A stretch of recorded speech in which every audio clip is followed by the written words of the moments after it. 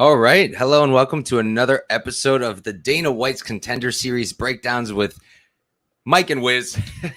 Thank you guys all for tuning in. Last week was our first episode.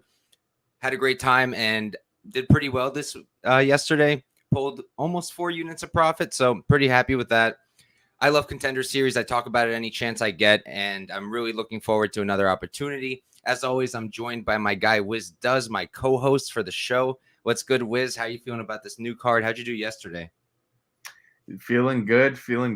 Yesterday would have been a clean sweep. I just had 3 money lines, and it was my fault for switching up my take on Gregorio. Otherwise, it would have been a sweep. I had like outside sources, talking to Smotherman into me. I'm like, God damn it, okay, Smotherman it is. But I had Smother in money line, which obviously got chin checked. Not the best look.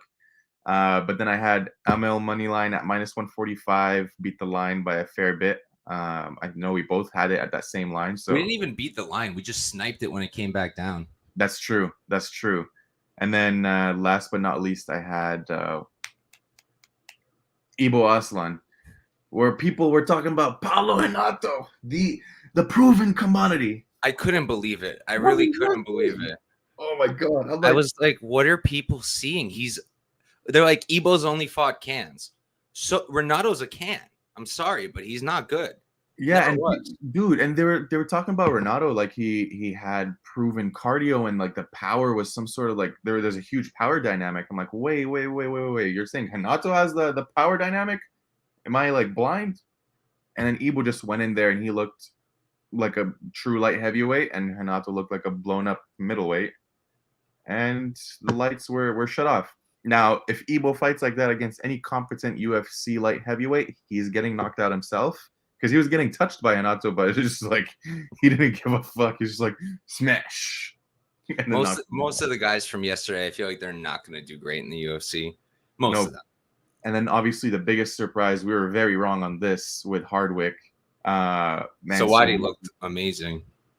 Hardwick had nothing for him when he showed those stance switches, and man, he proved us wrong, and he really like shut me up because I didn't really think too much of his boxing. Man. He's someone to watch out for. I think he's the only one that could do decent. I was happy for him, but oh my God, the dude can't stop talking.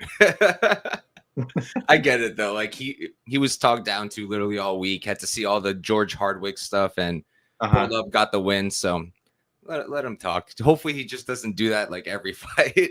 I hope not. And after like that fight specifically, I think I need to move Cage Warriors down in the regional rankings because it just seems like every time we get one of these hyped up Cage Warriors guys on the Contender Series, like Burlinson, Chris Duncan when in his first matchup, and a couple of other guys. Who's the dude who lost to Jose Johnson? He was so hyped up. What's his freaking name? I know who you're talking about. Well, also another one was the Welsh dude that went 1 and 2 in the UFC, Mason Jones. He was also like, at one point, he was minus 500 and minus 600 against some fighters in the UFC, and I'm like, wow. I still think he's good, honestly, but Rhys McKee's another one, but he's back. There you go. Sam Patterson. Jack Cartwright. That's the guy. Yes. Sam Patterson? I don't think so. I don't think he was Cage Warriors. He did UAE Warriors and some other stuff. Yeah, I wasn't too sure about him. But yeah, these guys just tend to disappoint a lot. Like time and time again, we've seen it. And these Cage Warrior guys just don't really have the best level of competition. Now I'm starting to realize it, and it's better to start noticing it soon rather than Sonmez, another one. Yeah, but Sonmez, I mean, it's not like he was a standout, and he wasn't like a big favorite on the Contender Series. Fair enough. He's a dog, and he made it kind of close. I think if he didn't gas, he would have won the fight, but he just had no volume either. So he also just didn't do anything with the takedowns, like at all. Even in the first round, so. He got sweaty. Luckily, we have another Cage Warriors guy on this card we'll be talking about, so we'll see what happens there. Let me just pull up the tails of the tape. All right, we're good to go. You ready, Wiz? Let's do it. All right, let's do it. First fight for week 3. We've got Luciano Pereira versus Felipe dos Santos. Pereira 13-1-0. He's 22. Wild. They're both 22, actually. 5'3" with a 68-inch reach. On the other side, you've got Felipe dos Santos, 7-0, 22 as well, 5'7". He's 4 inches taller. Don't have his reach. Shoot box for him. Don't know where Pereira trains. We're gonna go with Combate. What does that say? Villamir. But yeah, why don't you start us off, Wiz? Yeah, for this one, you look at the Pereira side, and it's not too much tape to be found. There used to be a lot more in the past, but now you can really just only find the most recent fight, which I believe was a disqualification. And I mean, the guy he's strong. He'll throw power, and is just forward pressure after forward pressure. It's like nonstop. Uh, he does fight to his opponent's level a lot, which I don't like in a sense. Like if he's fighting someone that's clearly better than him, obviously that's a good thing. But someone who is not that good, he'll just tend to fight down to the competition. And then you look at the Dos Santos side, he's pretty tall for flyweight. He keeps the pressure going as well. He loves his kicks and his like little front knees. Um, I wouldn't say his grappling and wrestling is all that, but I mean, we've seen it on the tape. He is able to land some takedowns, and when he's on bottom, he does throw up a good amount of submissions. He's one of those shoot box guys. Good, decent jiu-jitsu. He won't accept bottom position, and he'll try to get up if he can't find submissions. I like the scrambles. I just don't think Pereira is a good wrestler, so I think he might have some trouble if Dos Santos tries to shoot a takedown or two here and there to win some minutes. But as I said, he has power, and he does have the power in the hips. So who knows? What if he reverses Dos Santos here? We haven't seen his takedown defense really tested, so that's also a question mark. I'm going to have to pick Dos Santos in this fight just because he's been tested. We have more tape on the guy too, and I think he has a little bit more experience than Pereira here, and I think he just mixes up the martial arts a little bit better than Pereira. But not my most confident pick in the world. But I'll go with Dos Santos by knockout. Yeah, it feels really hard to be confident on these guys because there's very little tape, particularly on Pereira. Personally, I think he's exciting, and he's definitely going to bring it. Both guys are. So this is going to be a banger. I think everybody and their mom's going to be on the under because that's what makes sense. And I think we're going to go the distance because they're just going to go to war, and they're both pretty durable, to be honest. So I don't really expect like a flash knockout. If someone gets it, probably Pereira. I feel like he's a little bit more powerful, a little more compact, just like a little mini fridge of a man. And Dos Santos is just a copy and paste shoot box guy, like literally copy, paste, hands down, nonstop pressure, brings the heat, good striking, good grappling. Like Wiz said, literally won't stop moving on the bottom. I was laughing that you said that because literally they all do it. All of them do it. And it works. It works for almost all of them. And I think it's going to work here for Dos Santos. I really like his hands. I really like everything about his game other than the classic shoot box hitability and lack of striking defense. That is a problem. And that's why if he's a big favorite, I'm not going to touch him because Pereira could catch that chin. That said, Pereira's grappling is like suspect, at least from what I've seen. We have really only the Gabriel Ziller fights to work with, but Ziller is not great. And Ziller had his back, like I think it was almost the entire first round, which did not look good. Dos Santos, he's got good enough jiu-jitsu where I think if he takes the back, he's going to sub him. And I do think he could take the back. I do think he could get takedowns. So I feel like he's more well-rounded. I want to say he's got more of the dog in him, but it's honestly really hard to tell with these two. He's got the better camp, though. He's the bigger guy, and I think he's fought the better dudes. Hugo Paiva, his last fight, is actually a solid dude, 5-0 at the time, and I think Paiva was actually the favorite there. So I think he's going to beat Pereira. I think he can sub him, maybe knock him out, although I'm not really seeing that as much. I kind of think it's just going to be a ridiculous, violent decision that nobody expected. So I'll be on Dos Santos as well, and I hope we get an even line, a close line, but I don't think we really will. Yeah, I mean, for those that have bet online, these lines tend to come out early Saturday morning. At least that's when they came out. It's been really weird. It was Monday this week. Yeah, no, wasn't it Saturday this week? The first week was Saturday. This week I remember because I'm a psycho. I have bet online open all day and I just refresh it, and I was shocked. Not until Monday, I'm pretty sure. Okay. We'll have to wait and see. But I'll say, guys, that's the best way to do it. If you're if you've got the willingness to do it. That's how me and Wiz got the Hyder ammo line at minus 145. That's not where he opened. He opened like minus 230, and neither of us touched it. We just waited and watched the line. And all of a sudden, ton of money comes in on Sanmez. I see 145. I hit up Wiz. He's like, I just saw it, and we both just hit it. So that's the best way to do this because people are all over the place with Contender Series lines. You don't have to hop in on the opener. I mean, obviously, if you see an opener that's off, go ahead. But you can just wait and watch, and you can get a better line. I did the same thing with Sean Woodson, not even Dana White's Contender Series, when he was fighting Bazooka. Opened as a moderate favorite, got bet down to plus 110. And I'm just sitting there refreshing Bet Online, watching this happen. And at plus 110, I was like, okay, I'm in. And it worked out. So yeah, that's the best way to do it, I think. I think this past week was probably the wildest Contender Series like set of lines that I've seen ever. They didn't stop moving. Every single fight too. The Mora fight, it was just one direction, but every other fight, it was up and down. Like Ibo Aslan went up to like minus 200 at one point, went back all the way down to minus 110 and back to 160. Dude, he was minus 105. Remember, we were like talking like, what the hell is going on? Yeah. And to be honest, I was trying to lock it in at minus 135, and in my head for 2 days, I thought I had him at minus 135. I go back to Bet Online, and I was like, you have him at minus 115. I'm like, very nice. I will take it. But yeah, every single fight was moving up and down and all over the place. I mean, we both said on the show we thought Ibo would be like minus 300 or something. 400, yeah. I couldn't believe it. Yeah, I should have went heavier hindsight, but hindsight's 2020. Yeah. Moving on though. Next up, we've got Robbie Ring versus Luis Pajuelo. Ring 6-0, undefeated. He's 23 years old. Ring Combat Sports is where he's training according to Tapology. Pajuelo 7-1-0. He's 28, 5'11", Contacto Libre for him. I'll start us off here. So, first thing I pulled up Tapology. I scrolled down to the comments. Sometimes I like to see what people are saying because I haven't seen the fighters yet. And I saw so much Bobby Ring love. He was like the Tapology favorite. Now he's not. I just saw, which is interesting.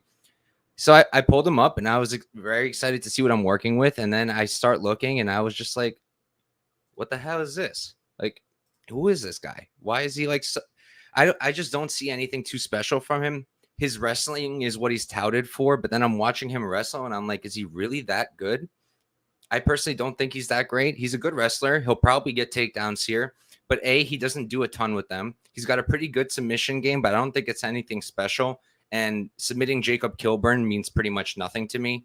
I don't think he was ever UFC caliber, so you can call him a UFC vet. You can say Ring has a win over a UFC vet, but the dude's regional caliber, Kilburn, so not impressive. And at the same time, Kilburn was outstriking him. So massive, massive red flag for me. And I felt like a lot of his opponents were landing on him. Ring, to me, looks really hittable. He's not that big for the weight class, at least from what I can tell. We don't have his height, I don't think. Do we? No, we don't. And I do think Pajuelo will be the bigger guy here. So for me, like I definitely I can't get to Ring. We don't know what his takedown defense looks like. I don't think that's gonna matter. But the striking isn't there for me. The striking defense isn't there for me. All he really has is offensive wrestling and okay jiu-jitsu, but I don't think that's gonna do you much. On the other side, you got a guy who's pretty much just a striker in Pajuelo. He's not grappling. He doesn't have great takedown defense. He is a bigger guy. I was looking at some of his opponents, like 5'11", 6 feet tall, and he's about their height. So I do expect him to be the bigger man here. And I do think he will be able to defend takedowns the longer the fight goes. So, and on the feet, I think he's a much, much, much better guy. I really like his hands. He's very dangerous, great output. I think the technique's there. He really brings it. He mixes it up well. And he's also pretty hittable, but I don't think there's much of a knockout threat from Bobby Ring here. I really don't like his hands one bit. So for me, it's Pajuelo all day long. Am I going to bet him as a big favorite? No, because there is a pretty large hole in the grappling. Again, it's against bigger guys, but doesn't mean Ring can't do it. He'll be short, but he'll probably be stocky. So I do think he's going to get takedowns. I just don't think he's going to do much with them. And I think at some point, Pajuelo's going to start picking it up and either outstrike him to a decision or I think more likely knock him out late. What do you think, Wiz? Yeah, this might be one of the lowest level fights we've seen this season. Pajuelo is just one of these guys that great like record when you look at it on paper with all these knockouts, but he's just like a brawler that hits hard, but is like the striking technique is just it's awful. Like, it's not that good at all, and he tends to be a little bit low volume at times. I think maybe he's just looking to counter punch, and then his chin is always up. The really lacks head movement. But then you look at Robbie Ring, and this guy has one win over a guy with a winning record. Has some okay wrestling, and can get the submission here and there. His gym is owned by, I believe it's his dad and his mom that run it, and he's the grappling instructor there. That always works out well. Yeah, yeah, we've seen how that works.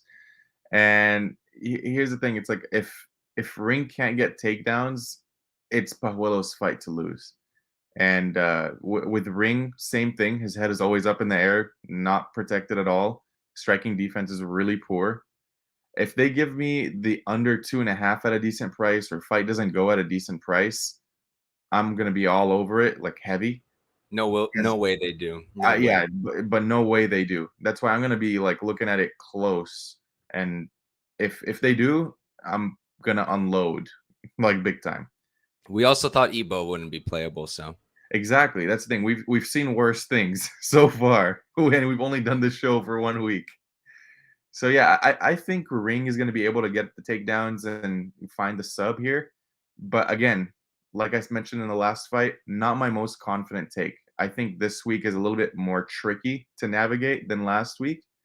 But we'll just have to wait and see what these lines open up at, because I feel like either fighter in this matchup, if you give me at a decent sized underdog, I'm going to be taking.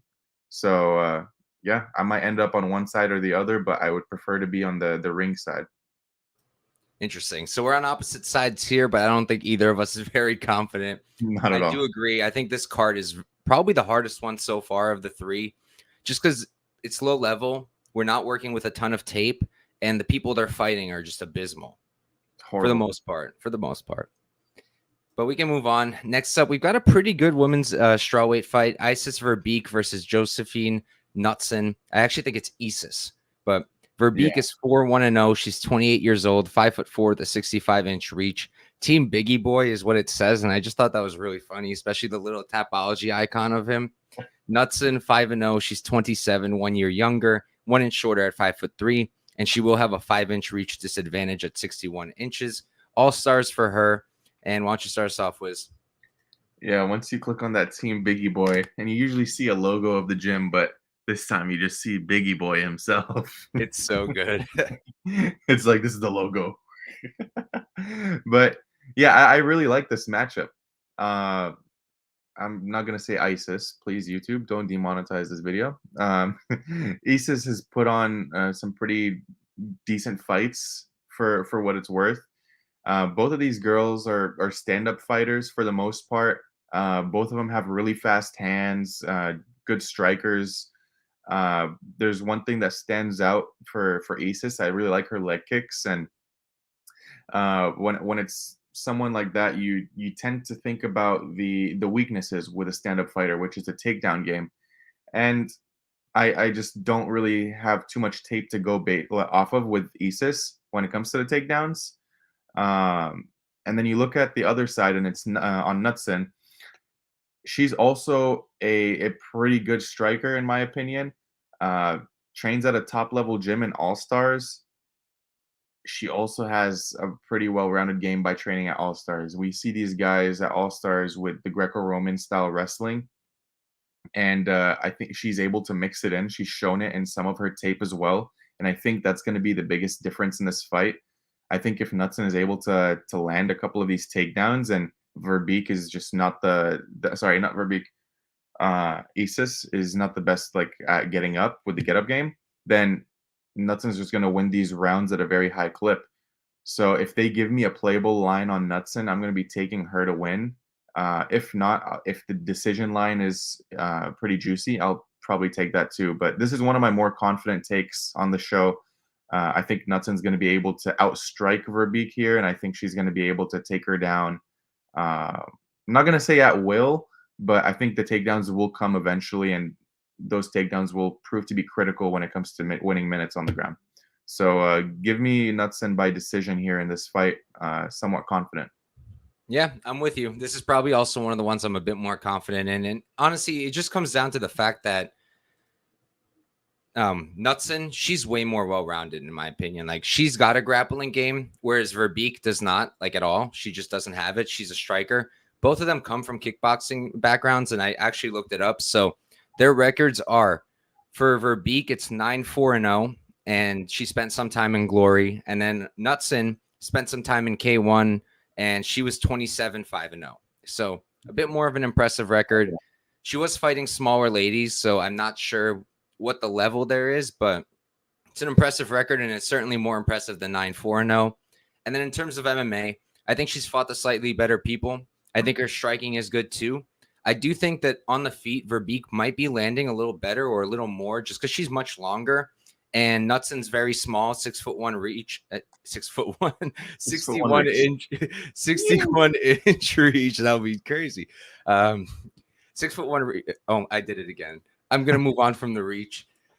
It is going to hurt her here, I think, but she has that grappling. She mixes it up well. It's not always takedown. She can do trips. She can work the back. Doesn't have any sub wins yet, but this might be the first. Like I said, Verbeek's ground game is just not there.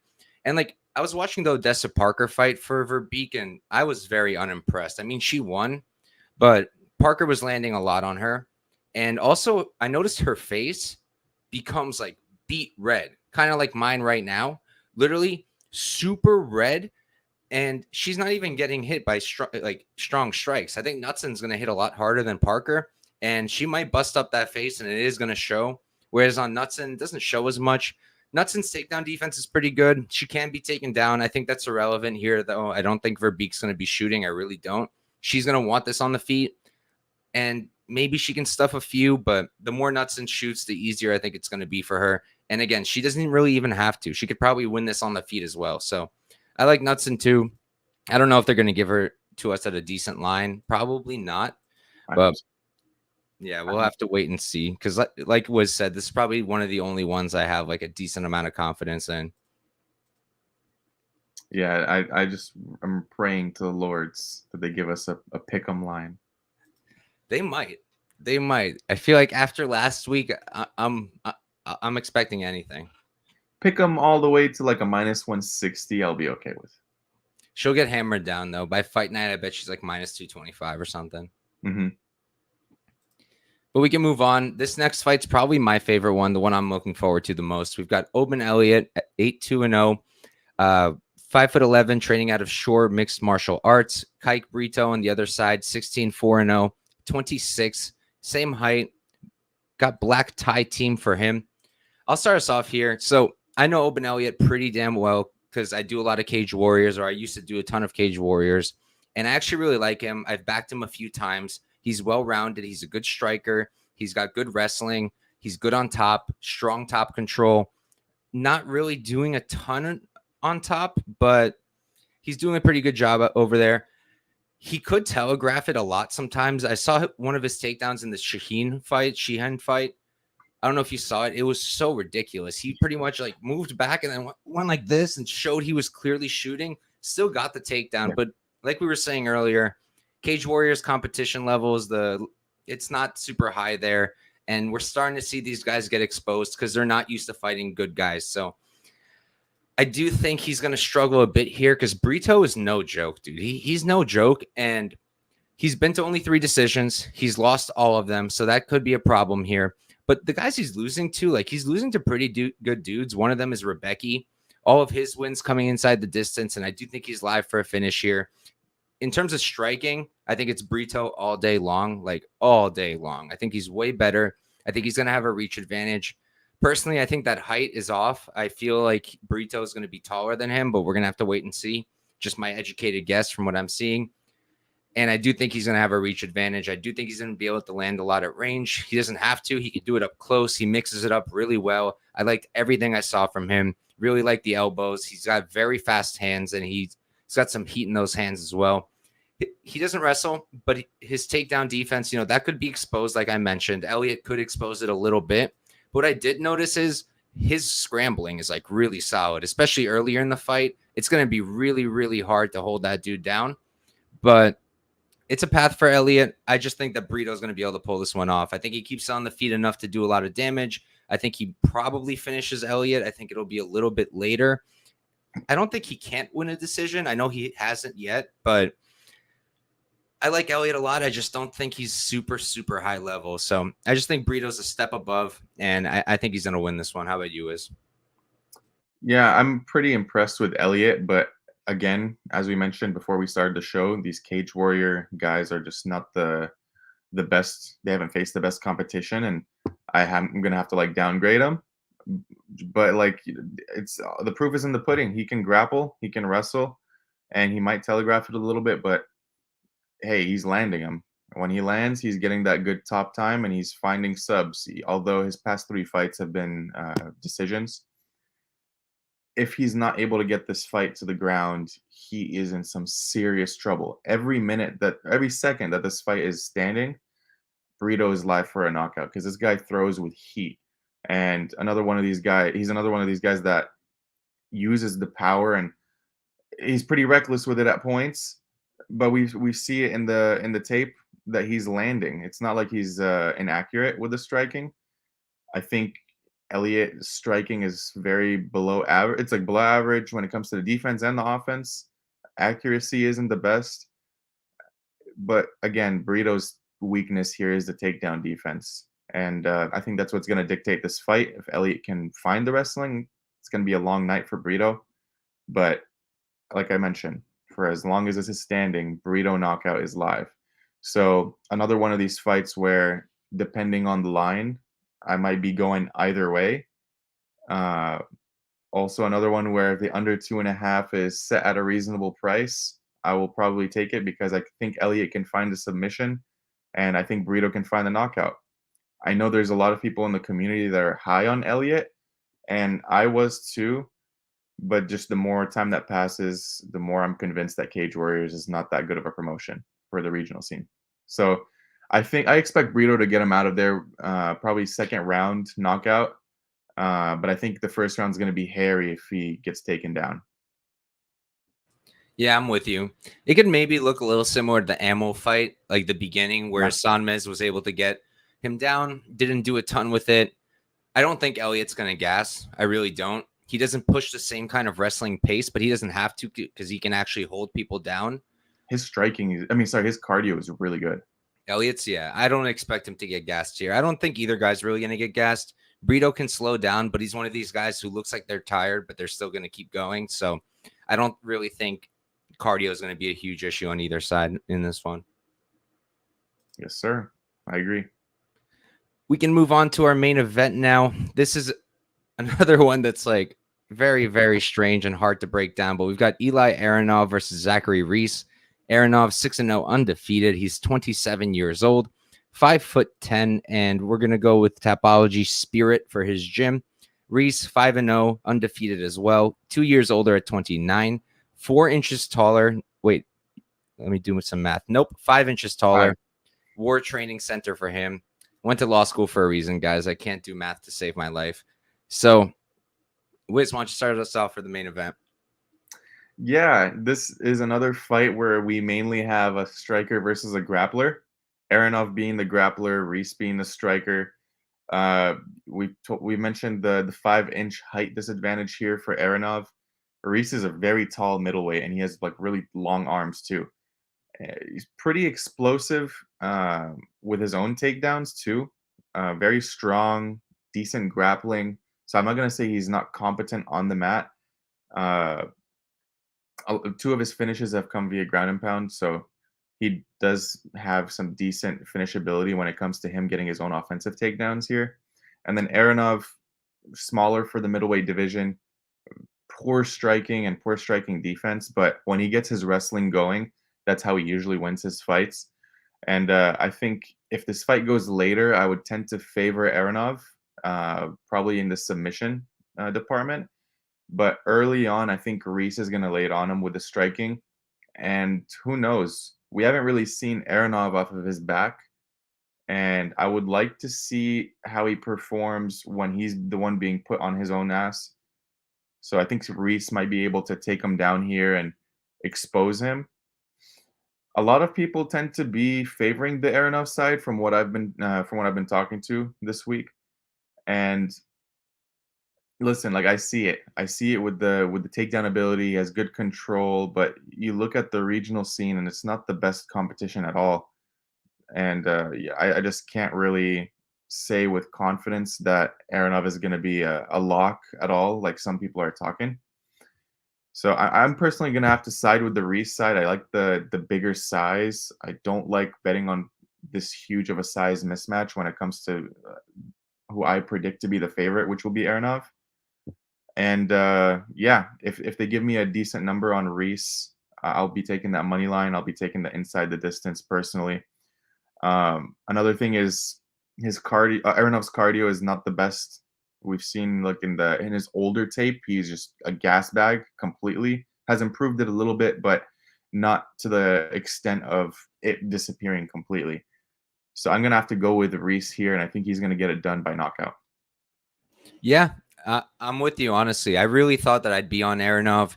I did some tape, did some early tape, and then the more I taped it, I was like, I don't know about all this. I hadn't done Reese yet, but I already started having my doubts. So when I first looked at the record, I saw this guy, Marias. I'm not even going to try to pronounce the name.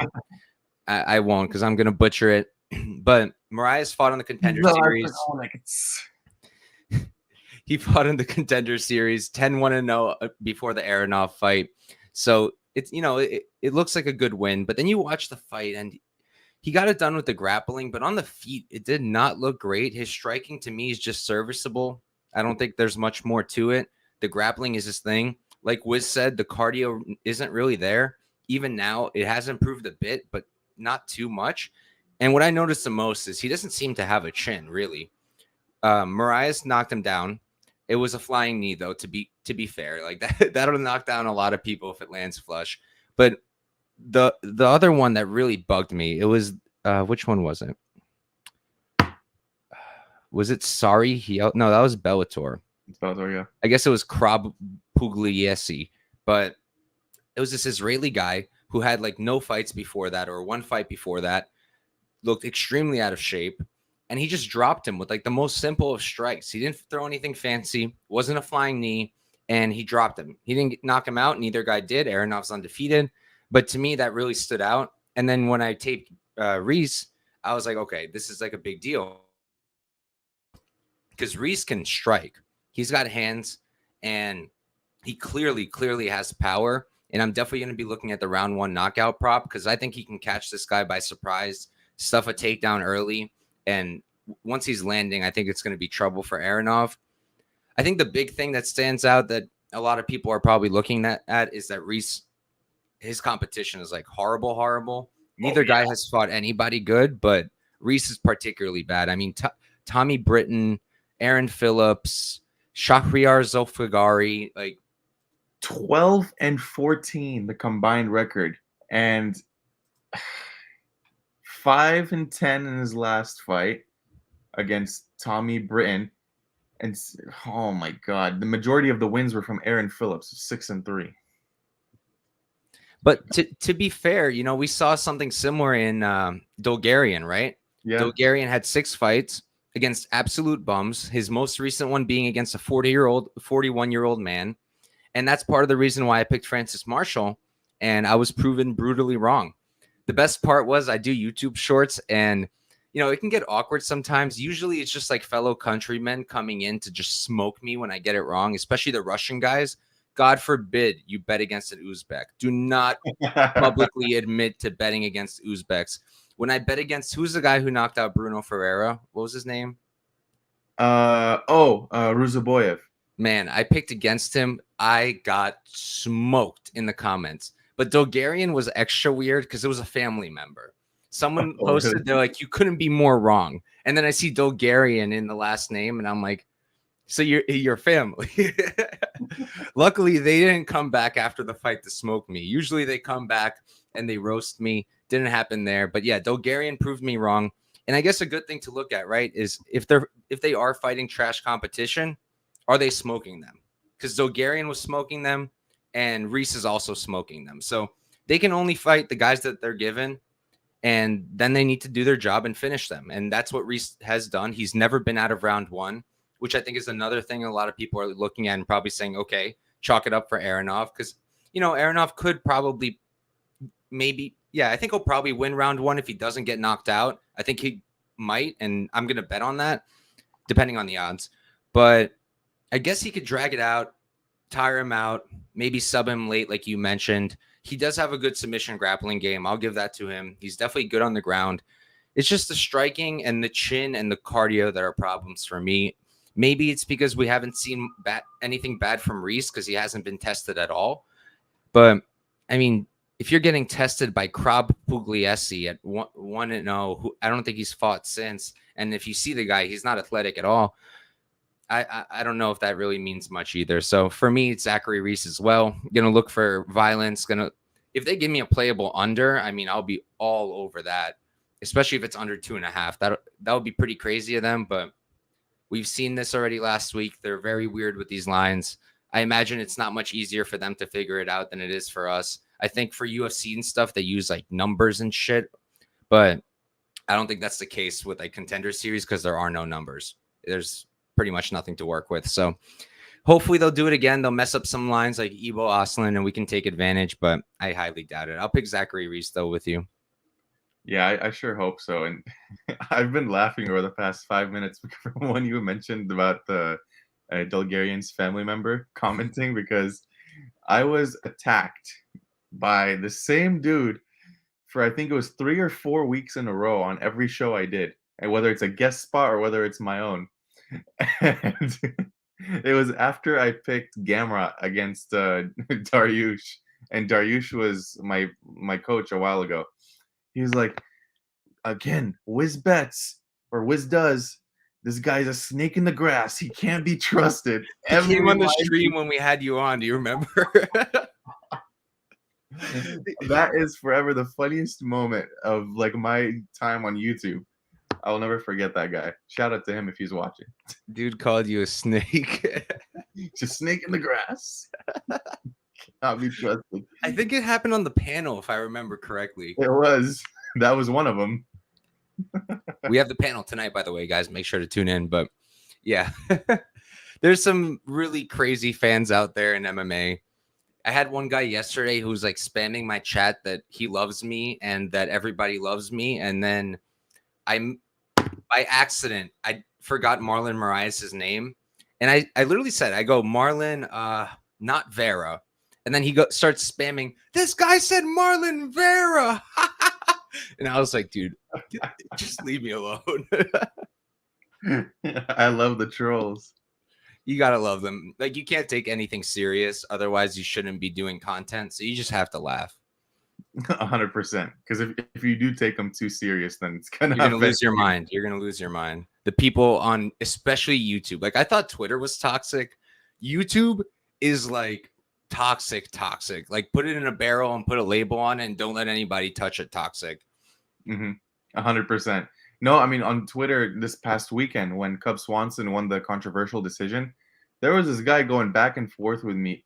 Like, he was swearing, like, no, Swanson won that fight, and you call yourself an analyst? I love these people. Please give me more. I need more comedy. Dude, last week I had a great one. I posted, I don't know if you saw. Dude comments on me losing 1.45 units, goes pathetic. And I always tend to go and check out their profiles and see what they are. And he literally posted minus 2.45 units on the same day. And I was like, you got to be kidding me. You should have replied to him and said pathetic. I did at first, and then I deleted it. I deleted it because I really, really don't like being negative. I really try to push positivity. And I was like, okay, this is funny, but you should probably delete it. So I did. And instead I made my post, which was a little more neutral while still roasting him. That was hilarious. I remember seeing that and I cracked up. And his response was so classic also. He was just like, oh, but I bet all sports and I'm 85% right on MMA. And I was like, okay, buddy. Like, let us know when you track. And he's like, I'll send you a link. And I was just like, no. And then he's like, let's go head to head, any card you want. And I was like, no. Like, I get that sometimes from random people. And I'm just like, dude, if you really want to compete with me, just go look at my record every week and then compare it to yourself. Like, I don't have to be involved in this. Everything I bet is over there. So 100%. That the variance is the name of the game. One person's going to have the best card of their life, and the other person's going to be complete trash and get reverse swept. And then a week after, it's going to be the exact opposite. You just never know with this game. And different people look for different things in tape. And one week you're a hero, next week you're a 0. Then you're a hero again. Then you're a 0 again. And then you're a snake in the grass. That has to be one of the best ones. All time. I get this guy who comes in occasionally and he says I look like Heisenberg's son. He doesn't say I look like it. He calls me Heisenberg's son. Honestly, he's not fully wrong. It kind of looked like him. I can see it a little bit. It's a pretty wild comment. And he comes back and he makes it every time. And like, I laugh because I think it's kind of funny, but it's pretty out of pocket. That's hilarious. All right, guys, that's a card. Talked some fights. I'm looking forward to this one. I think we've got some good stuff here. I think this one's going to be violent. Last week was very violent. I mean, almost all first round finishes last week, literally yesterday. Super violent. Hopefully we get it again. But thank you guys for watching. In terms of what I got going on this week, I put out a UFC breakdown yesterday. I went dolo. Timestamps are up, so you can watch whatever fights you want. You can watch the whole thing, run it back. And then tomorrow I'm doing Prop Talk on Twitter Spaces. We moved the time to 8 o'clock now because I'm now a working man. And tonight at 10:30, so in 40 minutes, I'll be going live on my channel again for the panel. Usually it's me and Patrick from Addicted to Combat. The big man, it's his birthday today, so he's not going to be able to make it. That's crazy. Your birthday was what, yesterday, and his is today? Damn, you guys are essentially brothers. We're twins. And I'll be joined by 138 MMA and Johnny K Pick, so it should be a really dope time. Make sure to pull up. And thank you guys for watching. Wiz, what do you have going on this week? Let the people know what you got. Yeah, so you guys can find me at WizzDoes on Twitter and on YouTube. Earlier today, I had an interview with Isaac Dulgarian, the aforementioned Isaac Dulgarian. Went really well.